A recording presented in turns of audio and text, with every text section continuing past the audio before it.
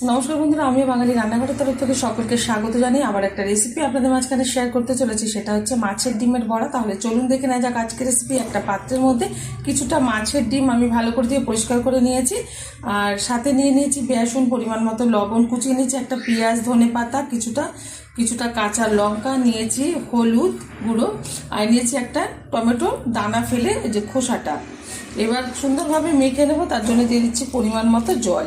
এবার খুব ভালোভাবে হাত দিয়ে চটকে চটকে মেখে নেব। ভালোভাবে মাছের ডিমটা আমি মেখে নিয়েছি উপকরণের সাথে। আর এটা কিন্তু আগে থেকে ওভেনে কড়াই বসিয়ে এই তেলটাতে কিন্তু আমি একটু পটল ভেজে নিয়েছিলাম বলে কালো হয়ে গেছে।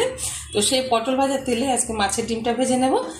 এখন দিয়ে দিচ্ছি এখানে এই যে বড়া ভেজে নিচ্ছি, দিয়ে দিচ্ছি না, বড়া ভেজে নিচ্ছি। আপনারা যার যেরকম ইচ্ছা সে সেরকমভাবেই সেটটা দিয়ে নেবেন। এই টমেটোটা দেওয়ার কারণে হচ্ছে দেখতে সুন্দর লাগে, খেতেও কিন্তু ভালো লাগে। অনেকে জানে না, যারা জানেন না ট্রাই করবেন, ভালো লাগবে। সবগুলো বড়াই কিন্তু ধরে গেছে কড়াইয়ের মধ্যে। এবার একটু উল্টে দেব। এটা কি দিয়ে খেতে হবে বলে দিতে হবে না, কারণ প্রত্যেকে কম বেশি ভালো জানেন।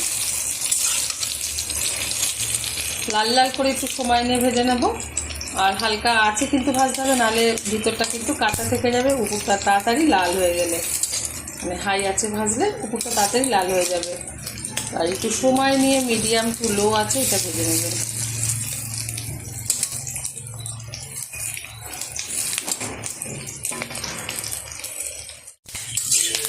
সুন্দরভাবে কিন্তু মাছের ডিমের বড়াগুলো ভাজা হয়ে গেছে, তুলে নিচ্ছি একটা পাত্রে। গরম গরম ডাল ভাতের সাথে এটা সার্ভ করবো। আপনারা অবশ্যই ট্রাই করবেন, আশা করি ভালো লাগবে।